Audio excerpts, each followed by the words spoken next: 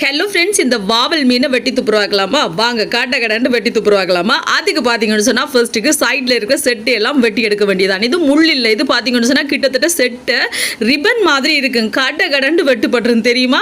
அதுக்கு பிறகு தலைக்கு கீழே இருக்கிற ரெண்டு பக்கமும் செட்டே வெட்டி எடுக்க வேண்டியதான். அதுக்கு பிறகு செதில் இருக்கா, செதில் இந்த மாதிரி கடன்னு தட்டி எடுக்க வேண்டியதான். நல்ல குட்டி குட்டி செதிலாக தான் இருக்கும் ஃப்ரெண்ட்ஸ். ரெண்டு பக்கமும் தட்டி எடுத்தாச்சு. அதுக்கு பிறகு வாழை வெட்டி தூக்கி போட்டாச்சு.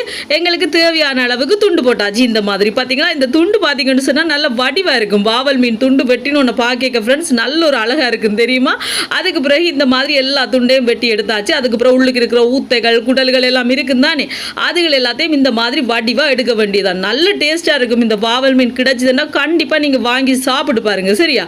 அதுக்கு பிறகு தலைக்குள்ளே பாருங்க இந்த பூ இருக்கும் இல்லையா, அதை பிடிச்சி இந்த மாதிரி இழுத்து எடுக்க வேண்டியதான். நல்ல ஃப்ரெஷ்ஷான மீன் பார்த்தீங்களா? அதுக்கு பிறகு இந்த சைட் செட்டே நான் வாயோட சேர்த்து அப்படியே வெட்டி எடுத்துருவேன். சில பேர் போடுவீங்கன்னா நான் போட மாட்டேன். இப்போ மீன் ரெடி.